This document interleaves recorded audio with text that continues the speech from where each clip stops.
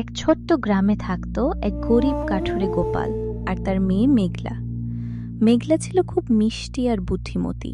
ছোটবেলাতেই তার মা মারা যায়, তাই বাবাই ছিল তার সবকিছু। বাবা, আজ নদীর ধারে বড় মেলা বসেছে, সবাই যাচ্ছে। আমি কি একটু দেখে আসতে পারি? না মা, এখন একা যাস না।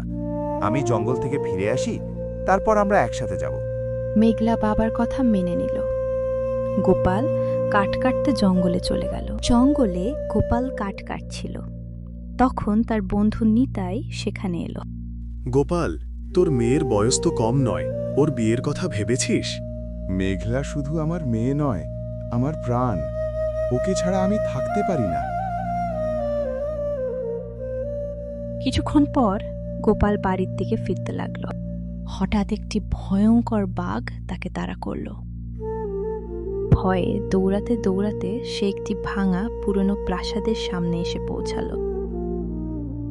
প্রাসাদের ভিতরে ছিল এক রহস্যময় সাধু। তিনি আসলে ছিলেন মহারাজ দেবব্রত। কে তুমি? এখানে কেন এসেছো? মহারাজ, বাঘের ভয়ে প্রাণ বাঁচাতে এখানে এসেছি। ঠিক আছে, আমি তোমাকে আশ্রয় দেব, কিন্তু একটা শর্ত আছে। কাল সকালে তুমি বাড়ি গিয়ে প্রথম যাকে দেখবে তাকে আমাকে দিতে হবে। প্রাণের ভয়ে গোপাল রাজি হয়ে গেল। ভোর হতেই গোপাল বাড়ি ফিরল। বাবা, তুমি ঠিক আছো? মেয়েকে দেখেই গোপালের বুক কেঁপে উঠল, কারণ সে জানত শর্ত অনুযায়ী তাকে মেঘলাকেই দিতে হবে। মা, আমার বড় ভুল হয়েছে।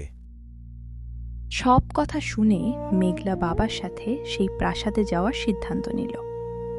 কিছুক্ষণ পর তারা প্রাসাদের দিকে যেতে লাগল। তোমরা এসেছো, আমি তোমাদের জন্যই অপেক্ষা করছিলাম। মহারাজ, আমার মেয়েকে ছেড়ে দিন, আমাকে রেখে দিন। ঠিক আছে, যদি 3টি প্রশ্নের উত্তর দিতে পারো তাহলে তোমরা মুক্ত। প্রথম প্রশ্ন, পৃথিবীর সবচেয়ে দামি জিনিস কি? সময়, কারণ সময় একবার চলে গেলে কেউ আর ফিরিয়ে আনতে পারে না। দ্বিতীয় প্রশ্ন, সবথেকে শক্তিশালী শক্তি কি? ভালোবাসা, কারণ ভালোবাসা ঘৃণাকে গলিয়ে দেয়। ভালোবাসা যেদিকে থাকে সেই দিকেই জয় হয়।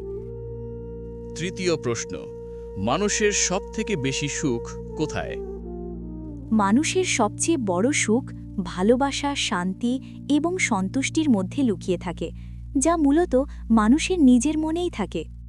মহারাজ দেবব্রত তার আসল রূপে ফিরে এলেন এবং বললেন, তুমি খুব বুদ্ধিমতী মেয়ে। তোমাদের কোনো আপত্তি না থাকলে আমি মেঘলাকে বিয়ে করতে চাই। মহারাজ, এটা তো আমাদের বড় সৌভাগ্য। এরপর মেঘলা রাজপ্রাসাদের রানী হয়ে গেল, আর গোপাল সুখে শান্তিতে জীবন কাটাতে লাগল। এই গল্প থেকে আমরা জানতে পারি যে বুদ্ধি ও সাহস মানুষের ভাগ্য বদলে দিতে পারে।